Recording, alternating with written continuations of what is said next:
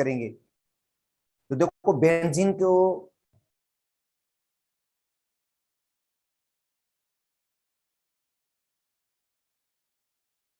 Petroleum है, ये दो सोर्सेज हैं बेंजीन और बेंजीन के डेरिवेटिव है। और पेट्रोलियम से हम स्पेशल क्रैकिंग के जरिए बेंजीन बनाते हैं। देखो जो पेट्रोलियम है जिसमें नॉर्मल हेक्सेन होता है, नॉर्मल हेप्टेन होता है। देखो नॉर्मल हेक्सेन और नॉर्मल हेप्टेन जो है वो पेट्रोलियम के अंदर है, उसकी स्पेशल क्रैकिंग करते हैं। स्पेशल क्रैकिंग से हम बेंजीन बनाते हैं, जिसको हम वैसे कहते हैं एरोमेटाइजेशन। का मतलब है एलिफेटिक को एरोमेटिक में तब्दील करना। जो एलिफेटिक हाइड्रोकार्बन्स हैं उसको एरोमेटिक में तब्दील करते हैं। और ये सिंध की बुक में भी है कि इसको हाइड्रोफार्मिंग प्रोसेस कहते हैं। हाइड्रोफार्मिंग का मतलब है एलिफेटिक को एरोमेटिक में तब्दील करना by the removal of hydrogen. Hydrogen उसके अंदर रिमूव हो जाती है। ठीक है, तो आते हैं इसके मेथड ऑफ प्रिपरेशन पे। तो जो पंजाब की बुक में मेथड ऑफ प्रिपरेशन है वहीं से हम स्टार्ट करते हैं। तो फर्स्ट इसका है मेथड ऑफ प्रिपरेशन पंजाब की बुक में, वो है डीहाइड्रोजनेशन ऑफ साइक्लोहेक्सेन। जो साइक्लोहेक्सेन है उसकी डीहाइड्रोजनेशन करेंगे। साइक्लोहेक्सेन में से हम हाइड्रोजन को रिमूव करेंगे। ठीक है, तो फर्स्ट बेटा इसका जो मेथड है वो है डीहाइड्रोजनेशन।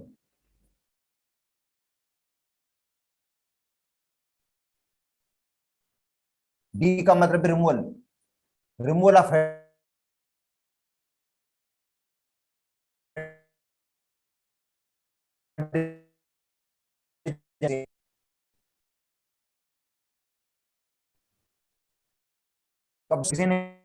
ये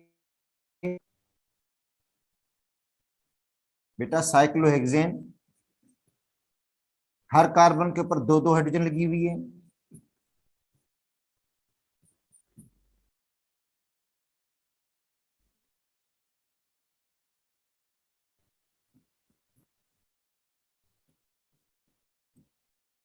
ठीक है, यह है साइक्लोहेक्सेन।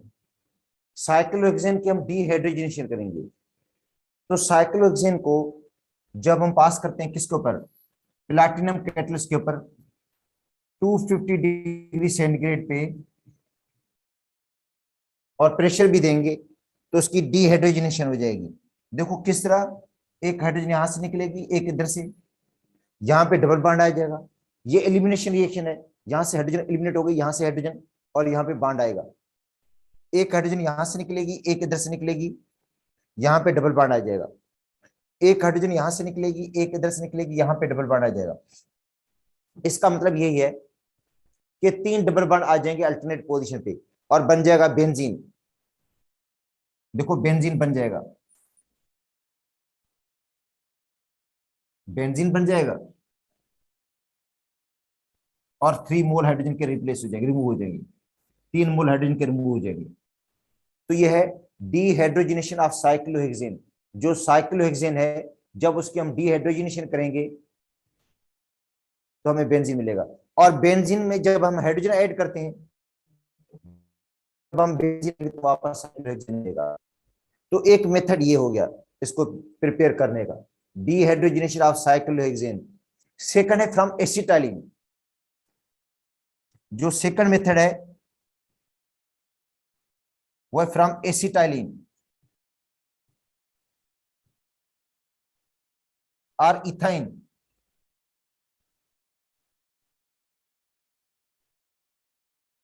ठीक है, तो इथाइन या एसिटाइलिन उसकी पोलीमराइजेशन होती है। बेटा पढ़कर आए थे हम एसिटाइलिन के अंदर भी हमने कि एसिटाइलिन की जो पोलीमराइजेशन है एक साइक्लिक होती है। ठीक है, एक साइक्लिक पोलीमराइजेशन होती है, दूसरा होती है ओपन चेन वाली।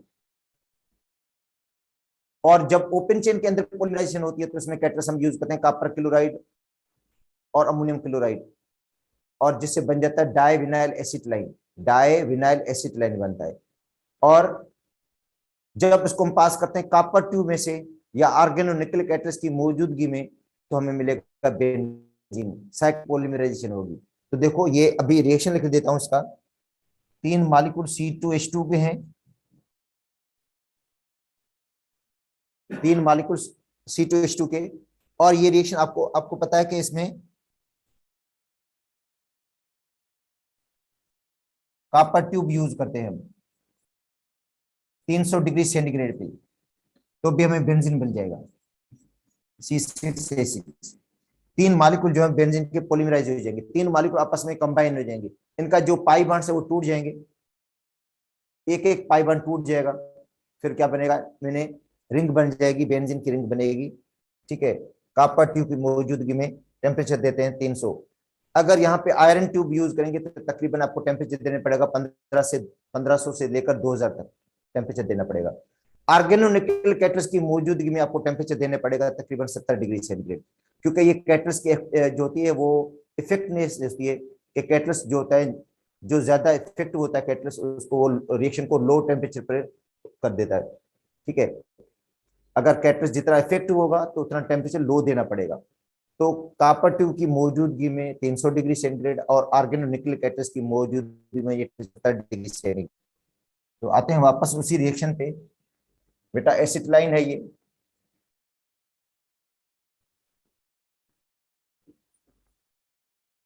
देखो इसके तीन मॉलिक्यूल्स हैं, ये एक मॉलिक्यूल एसिटिलाइन का, ये दूसरा मॉलिक्यूल एसिटिलाइन का,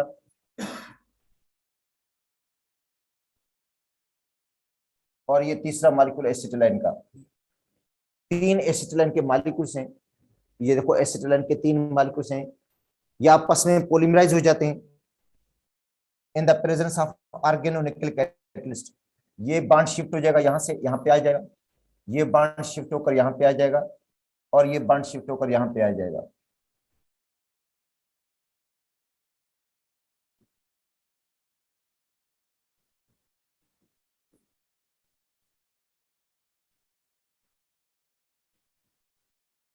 ऑर्गेनोनिकल कैटलिस्ट 70 डिग्री सेंटीग्रेड पे क्या बन जाएगा, बेंजीन बन जाएगा। ठीक है,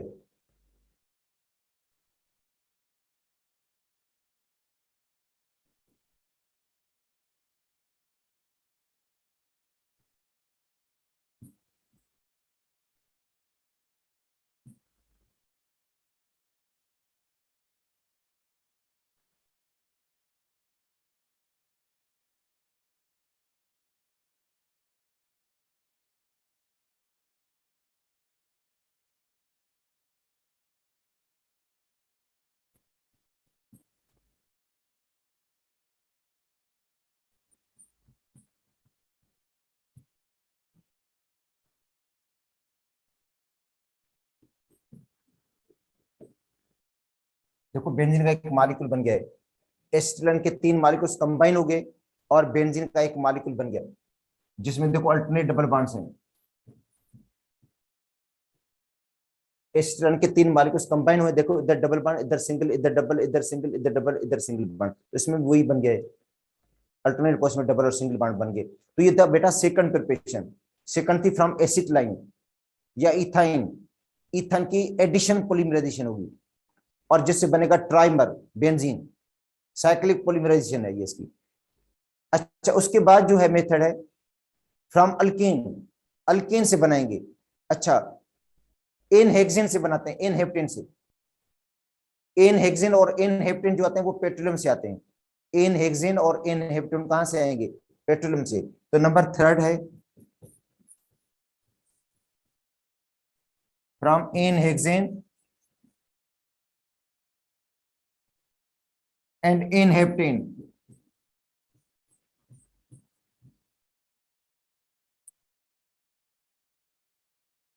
एन हेक्सेन और एन हेप्टेन या पेट्रोलियम कहते हैं।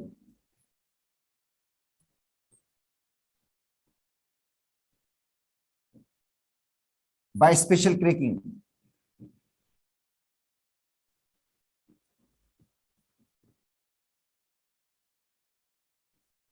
देखो पेट्रोलियम से बनाएंगे बाय स्पेशल क्रैकिंग, पेट्रोलियम की स्पेशल क्रैकिंग करेंगे और इस प्रोसेस को कहते हैं एरोमेटाइजेशन।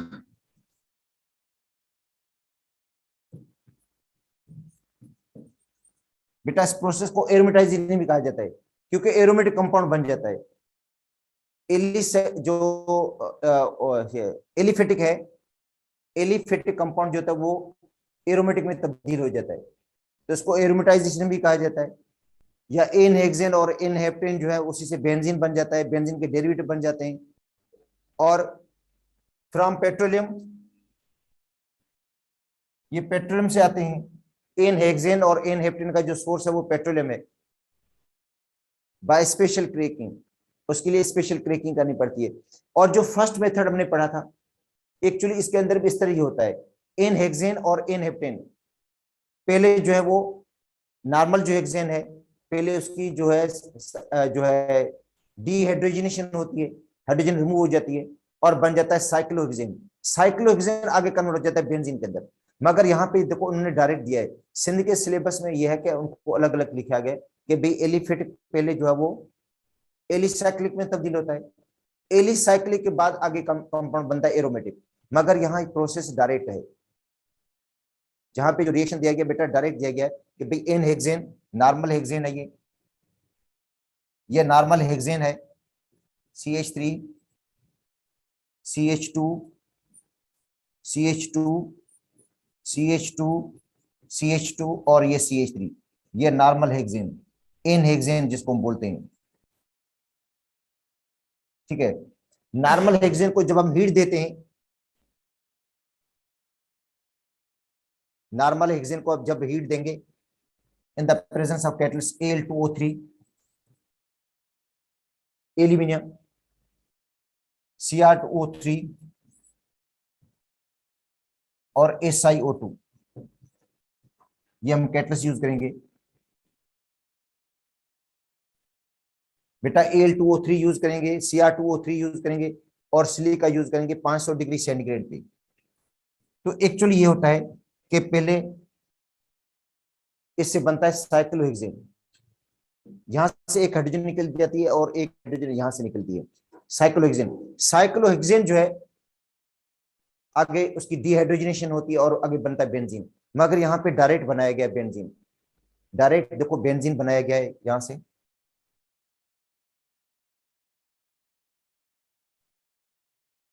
बेंजीन बन जाता है डायरेक्ट। और बेंजीन में भी 6 कार्बन, इसके अंदर भी 6 कार्बन है, मगर बेंजीन में हाइड्रोजन 6 है और हेक्सेन में जो हाइड्रोजन है वो 14 हाइड्रोजन होती है, 14 हाइड्रोजन है, इसलिए 4H2 रिमूव हो जाएगा। जो 4H2 होगा वो क्या हो जाएगा, रिमूव, 4 मोल हाइड्रोजन गैस के रिमूव हो जाएंगे। तो इस प्रोसेस को हम कहते हैं एरोमेटाइजेशन, कि भाई एलिफेटिक कंपाउंड जो है वो एक एरोमेटिक में तब्दील हो गया है। एलिफेटिक किस में तब्दील हुआ है, एरोमेटिक में तब्दील हुआ है।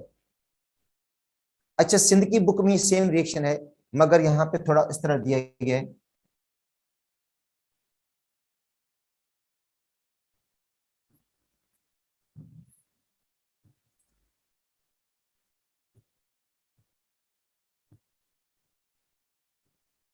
बेटा ये है, और पहले क्या हुआ है, डीहाइड्रोजनेशन हुई है, हाइड्रोजन रिमूव होगी बेटा, डीहाइड्रोजनेशन। ठीक है, और वहां पे जो कंडीशन बताई गई हैं, कैटलिस्ट तो वेनेडियम पेंटॉक्साइड है, क्रोमियम ऑक्साइड है, मोलिब्डेनम ऑक्साइड है। बेटा जो कैटलिस्ट वहां पे बताया गया है, वेनेडियम ऑक्साइड V2O5 और क्रोमियम ऑक्साइड, ये कैटलिस्ट सेम बताए गए हैं, मगर वेनेडियम ऑक्साइड है उसके अंदर कैटलिस्ट, और क्रोमियम ऑक्साइड, इसके अलावा मोलिब्डेनम ऑक्साइड भी है। टेम्परेचर जो दिया गया है 400 से 450 टेम्परेचर तकरीबन सेम है। अच्छा, और जो प्रेशर दिया गया है वो है 150 से 300 PSI, पाउंड्स पर स्क्वायर प्रेशर। तो पहले क्या होगा, डीहाइड्रोजनेशन होगी, मतलब यहां से एक हाइड्रोजन निकलेगी, एक एक वैलेंसी फ्री होगी, इसकी एक वैलेंसी फ्री होगी, और बनेगा साइक्लोहेक्सेन। देखो पहले हाइड्रोजन रिमूव हुई है, एक हाइड्रोजन यहां से निकलेगी एक इधर से, और बन जाएगा साइक्लोहेक्सेन। क्या बन जाएगा बेटा, बनेगा साइक्लोहेक्सेन, साइक्लोहेक्सेन बनेगा।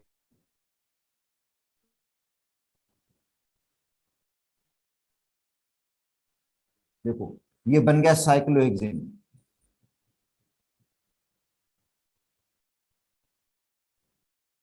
साइक्लाइजेशन हुई है, मतलब एलिफेटिक एलिसाइक्लिक में तब्दील हो गया। एलिफेटिक जो था वो एलिसाइक्लिक में तब्दील हुआ।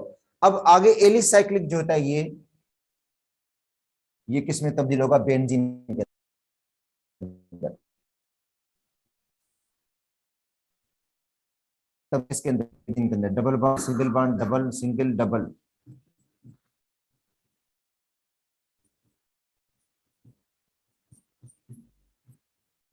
और 3 मोल हाइड्रोजन के रिमूव हो जाएंगे। 3 मोल हाइड्रोजन के रिमूव हो जाते हैं। तकरीबन कंडीशन इतनी भी है, ठीक है। तो Al2O3 इसमें ये यूज करते हैं कैटलिस्ट, और यूज करते हैं Cr2O3 यूज करते हैं, और SiO2 कैटलिस्ट को यूज करते हैं। और टेम्परेचर देते हैं हम 500 तक। इसमें भी टेम्परेचर तकरीबन वही सेम है, 400 से 450 टेम्परेचर है। 150 से 300 PSI प्रेशर होता है, हाई प्रेशर होता है। तो वहां पे भी यही लिखा हुआ है, प्रेशर हाई दिया जाता है, ठीक है। तो एक हो गया एन हेक्सेन से, एन हेक्सेन। अच्छा, दूसरा है एन हेप्टेन से, नॉर्मल हेप्टेन से।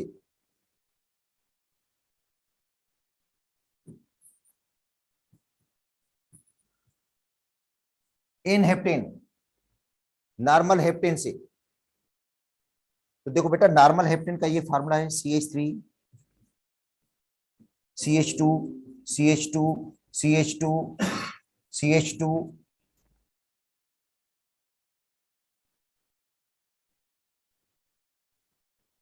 CH2 होगा, और CH3। तो ये एन हेप्टेन है। और एन हेप्टेन को जब हम हीट देंगे, सेम कैटलिस्ट यूज करेंगे, Al2O3 Cr2O3 SiO2 500 degree centigrade पे, तो हमें मिलेगा टोलिन।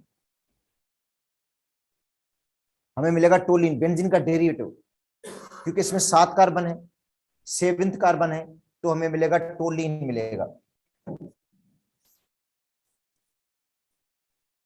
क्योंकि टोलिन में भी 7 कार्बन होते हैं।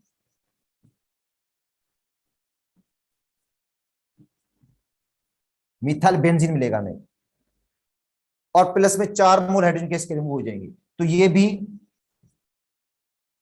एरोमेटाइजेशन है, एरोमेटिक कंपाउंड बन गया। यहां बेंजीन का समझिए डेरिवेटिव मिला हमें, ये बेंजीन का डेरिवेटिव मिला है। अगर इसको आप बेंजीन में तब्दील करना चाहते हैं, पंजाब की बुक में यहां तक दिया गया है, सिंध की बुक में ये रिएक्शन सेम दिया गया है, सिमिलर रिएक्शन है, ठीक है। तो टोलिन बनाए, टोलिन से हम बेंजीन बना सकते हैं। देखो टोलिन है, उसी से हम बेंजीन को बना सकते हैं। ये टोलिन है, इसके अंदर हम ऐड करेंगे hydrogen in the presence of catalyst cobalt and molybdenum. बेटा कोबाल्ट और मोलिब्डेनम कैटलिस्ट 580 टू 760 टेम्परेचर, कितनी हीट देंगे इसको? 580 से 760 तक। तो टोलिन जो है वो कन्वर्ट हो जाएगा बेंजीन के अंदर। टोलिन में जो ऊपर CH3 ग्रुप है ये रिमूव हो जाएगा, CH3 की जगह पे हाइड्रोजन लग जाएगी। और कौन सी हाइड्रोजन? ये वाली, ठीक है। तो टोलिन से आगे बन गया बेंजीन,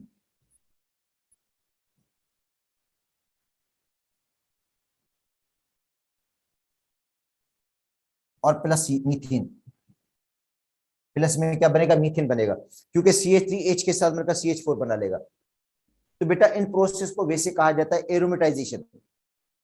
और ये पेट्रोलियम की स्पेशल क्रैकिंग करते हैं, ये क्रैकिंग का प्रोसेस है जिसमें हम एलिफेट को एरोमेटिक में तब्दील कर देते हैं।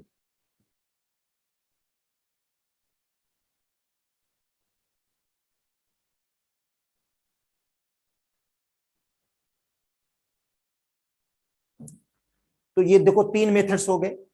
पहले था डीहाइड्रोजनेशन ऑफ साइक्लोहेक्सेन, साइक्लोहेक्सेन की डीहाइड्रोजनेशन, साइक्लोहेक्सेन की जब डीहाइड्रोजनेशन करते हैं तो भी बेंजीन मिलता है।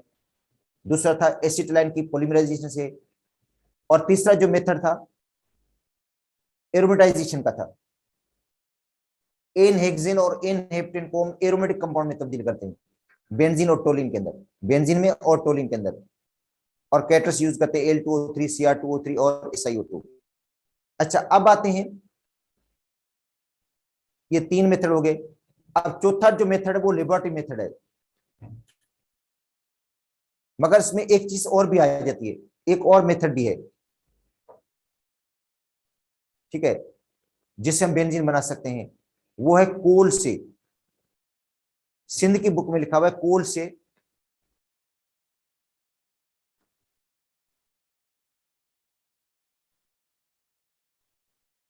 फ्रॉम कोल, कोल से भी बना सकते हैं। क्योंकि कोल जो होता है एम सोर्स है बेंजीन का, और कोल की जब हम डिस्ट्रिक्ट डिस्टिलेशन करते हैं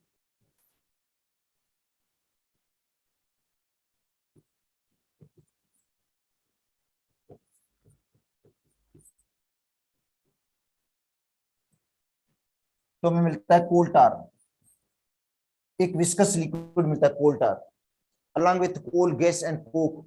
कोल गैस भी मिलेगी, कोक भी मिलेगी।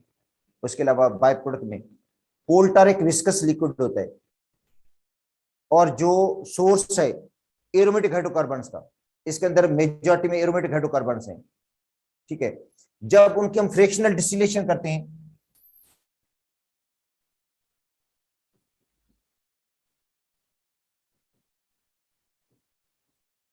तो हमें मिलेगा बेंजीन।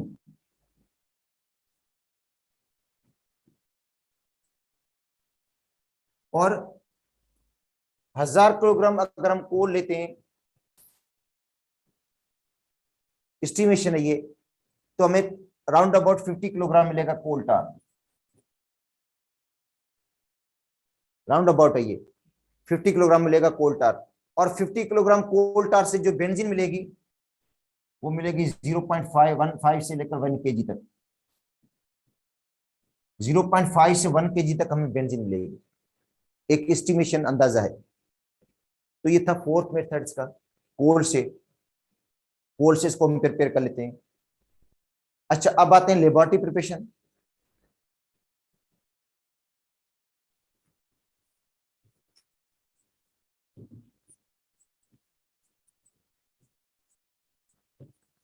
कि लेबोरेटरी में किस तरह बनाते हैं हम इसको, लेबोरेटरी में अगर हम बनाना चाहें तो किस तरह बनाएंगे हम।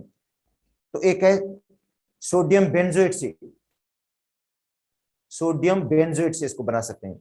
नंबर फर्स्ट,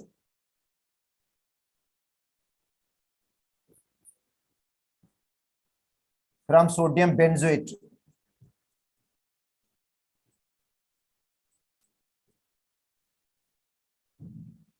बाय डीकार्बोक्सिलेशन,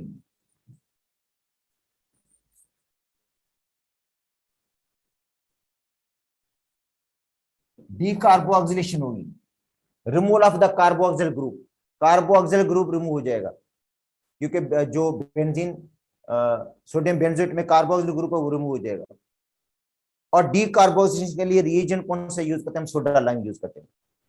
बेटा डीकार्बोक्सिलेशन के लिए जो रिएजेंट इस्तेमाल होता है वो होता है सोडा लाइम। देखो, इसके लिए जो रिएजेंट हम यूज करेंगे वो होता है soda lime, NaOH plus calcium oxide, ये रिएजेंट यूज होता है डीकार्बोक्सिलेशन के लिए। अच्छा, इस रेशियो को आप इस तरह भी लिख सकते हो, C6H5COONA, sodium benzoate plus soda lime, जो मिक्सचर है सोडियम हाइड्रोक्साइड और कैल्शियम ऑक्साइड का। अब डीकार्बोक्सिलेशन होगी, कार्बोक्सिल ग्रुप रिमूव हो जाएगा। बेटा ये कार्बोक्सिल ग्रुप है, ये रिमूव हो जाएगा, C6H5 मिलेगा H के साथ, C6H6 बन जाएगा प्लस Na2CO3, या इसको हम इस तरह लिख दें, सोडियम बेंजोएट है, COONA ग्रुप लगा हुआ है। देखो, सोडियम बेंजोएट में COONA ग्रुप लगा हुआ ऊपर, और रिएक्शन करवाते हैं NaOH के साथ,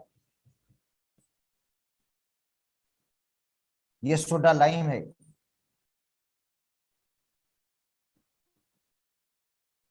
बेटा सोडा लाइम। तो डीकार्बोक्सिलेशन होगी, कार्बोक्सिल ग्रुप निकलेगा, कार्बोक्सिल ग्रुप निकल जाएगा यहां से, और यहाँ पे H लग जाएगा, बेंजीन बन जाएगा।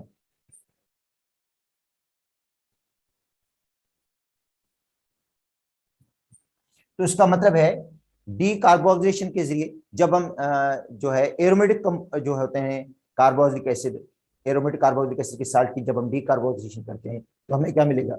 एरोमेटिक कंपाउंड मिलेगा। और जो एलिफेटिक होते हैं, ठीक है, एलिफेटिक कार्बोक्सिलिक एसिड, जब उनकी हम डीकार्बोक्सिलेशन करेंगे तो हमें एल्केन मिलेगा, ठीक है। तो Na2CO3 मिलेगा बाय प्रोडक्ट में, सोडियम कार्बोनेट।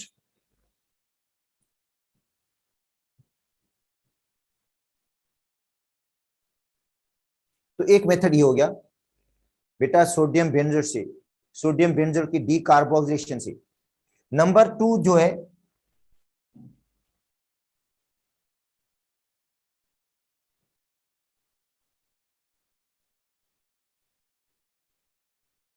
नंबर बी लिख देता हूं इधर, बाय डिस्टिलिंग फिनोल,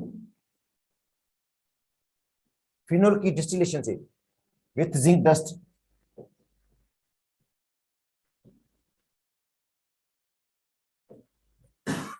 जब फिनोल को हम हीट देंगे जिंक डस्ट के साथ तो फिनोल की रिडक्शन होगी, फिनोल जो है वो रिड्यूस हो जाएगा, ऑक्सीजन रिमूव हो जाएगी फिनोल में से। देखो बेटा फिनोल है ये C6H5OH, phenol, zinc dust, zinc होगा पाउडर फॉर्म में। जब वेपर्स ऑफ फिनोल को, जो फिनोल के वेपर्स हैं उनको पास करते हैं जिंक डस्ट के ऊपर, वेपर्स ऑफ फिनोल पास और जिंक डस्ट, तो फिनोल की रिडक्शन होगी, ऑक्सीजन रिमूव हो जाएगी, फिनोल में से ऑक्सीजन जो है उसकी रिमूवल हो जाएगी। ऑक्सीजन जो निकलेगी यहां से, ये ऑक्सीजन मिलेगी किसके साथ? जिंक के साथ, बनाएगी जिंक ऑक्साइड और बन जाएगा बेंजीन, C6H6 बनेगा, और दूसरा क्या बन जाएगा? जिंक ऑक्साइड बन जाएगा, ठीक है। तो अब देखो ये फिनोल है, फिनोल प्लस जिंक डस्ट, तो क्या होगा? ऑक्सीजन रिमूव हो जाएगी, ये जो ऑक्सीजन है वो रिमूव हो जाएगी, मिलेगी जिंक के साथ, जिंक ऑक्साइड बन जाएगा और बनेगा बेंजीन, बेंजीन बनेगा, और दूसरा बन जाएगा zinc oxide.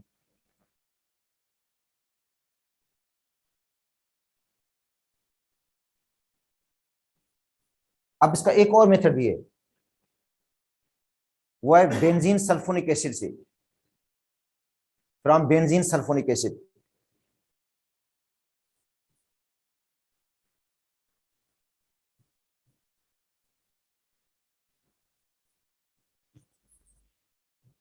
Benzene sulphonic acid,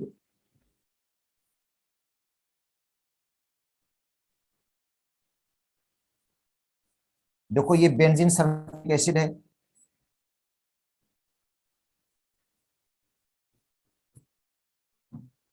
उसको बॉयल करते हैं वाटर के साथ, ये सुपर हीटेड वाटर के साथ, अब एसिड,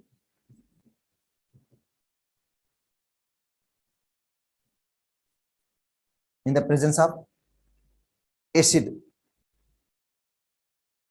ठीक है। तो अब देखो बेंजीन सल्फोनिक एसिड है, उसको बॉयल कर रहे हैं किसके साथ? वाटर के साथ, इन the presence of acid, hydrochloric acid, mineral acid, तो हमें मिलेगा बेंजीन।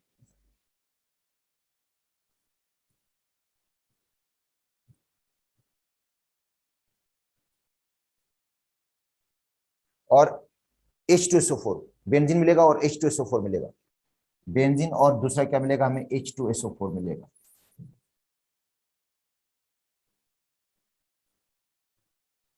तो ये थे लेबोरेटरी प्रिपरेशन। अब एक और मेथड रहता है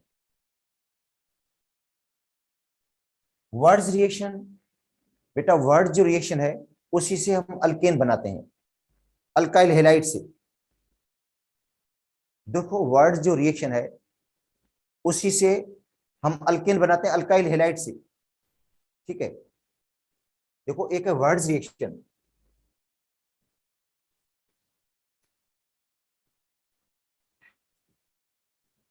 बेटा फॉर्मेशन ऑफ अल्केन।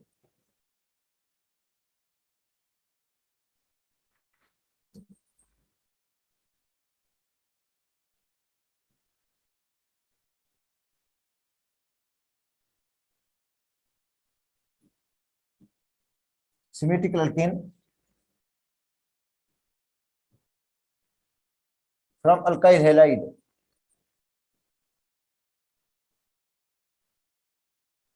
कहां से? अल्काइल हेलाइड से। अल्काइल हेलाइड से हम अल्केन बनाते हैं। देखो वर्ड्स रिएक्शन से हम अल्काइल हेलाइड से अल्केन बनाते हैं। देखो इसे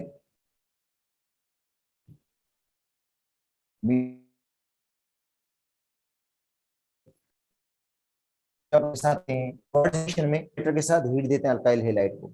जो अल्काइल हेलाइड होता है उसको सोडियम मेटर के साथ हीट देते हैं in the presence of ether, dry ether की मौजूदगी में, ड्राई ईथर की मौजूदगी में। तो जो आई होगा, जो हेलोजन होगा वो मिलेगा सोडियम के साथ, सोडियम आयोडाइड बनेगा, और जो मिथाइल दोनों आपस में कंबाइन हो जाएंगे। बेटा जो आयोडीन है ये निकलेगा, ये आयोडीन मिलेगा सोडियम के साथ,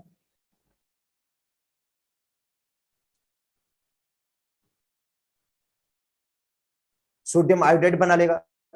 दोनों मिथाइल जो मालिक्यूल से वापस में कंबाइन हो जाएगा, इथेन बना लेंगे। ये दो मिथाइल के मालिक्यूल से आपस में कंबाइन होकर इथेन बना लेंगे, और दूसरा बनेगा 2NaI। ठीक है, अगर इथाइल आयोडाइड है, सोडियम मेटर के साथ रिएक्शन कराएंगे हम,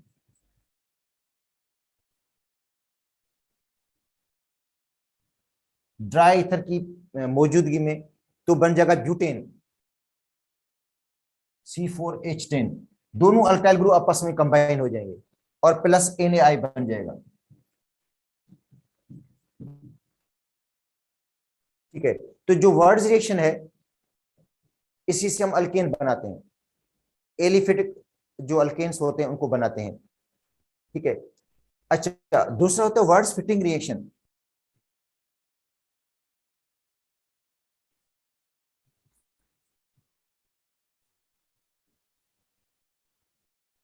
बेटा ये है,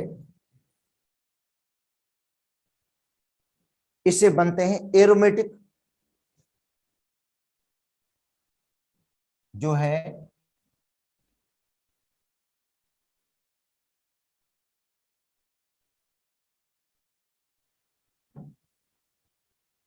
एरोमेटिक कंपाउंड बनते हैं बेटा।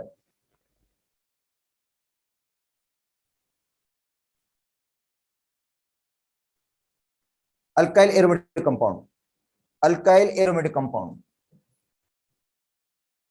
अल्काइल एरोमेटिक कंपाउंड्स की फॉर्मेशन होती है।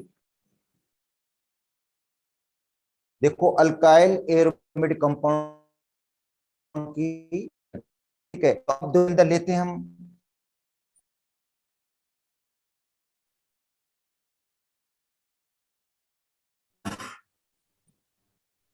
ओ सॉरी, इथाइल ब्रोमोबेंजीन लेते हैं, एक लेते हैं ब्रोमोबेंजीन, ब्रोमोबेंजीन,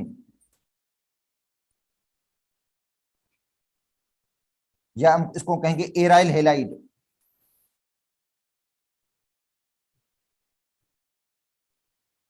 एराइल हेलाइड, और दूसरा लेंगे अल्काइल हेलाइड। तो एक एराइल कंपाउंड के साथ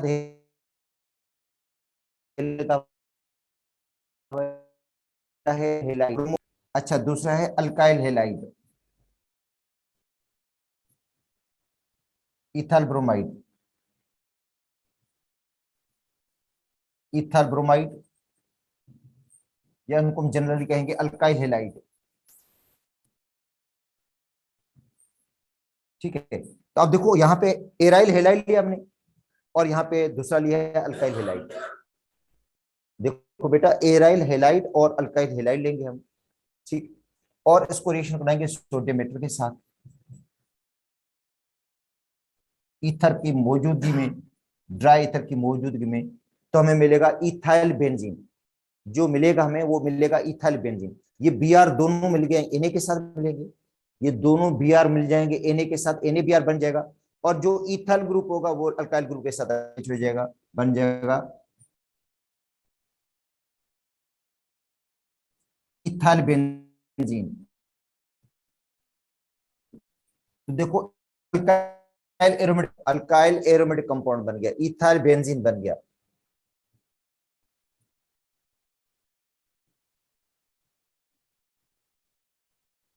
और बाय प्रोडक्ट में क्या मिलेगा? NaBr, sodium bromide.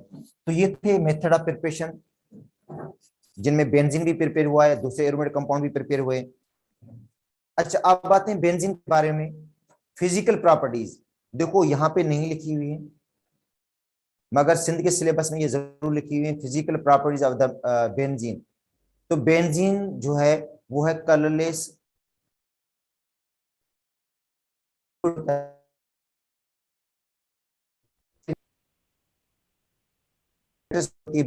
Boiling point इसका 80 डिग्री सेंटीग्रेड है। देखो है जिसकी होती है 80 डिग्री बॉइलिंग इसका 80 डिग्री सेंटीग्रेड है, वो 5 डिग्री सेंटीग्रेड है। As a aromatic compound containing more carbon and, मतलब कार्बन का परसेंटेज है उसके अंदर, जो कार्बन का परसेंट ज्यादा है हाइड्रोजन के मुकाबले में। 92 परसेंटेज है, वो 92.3 है। परसेंटेज निकालने के लिए हम फॉर्मूला लेते हैं मास ऑफ 100।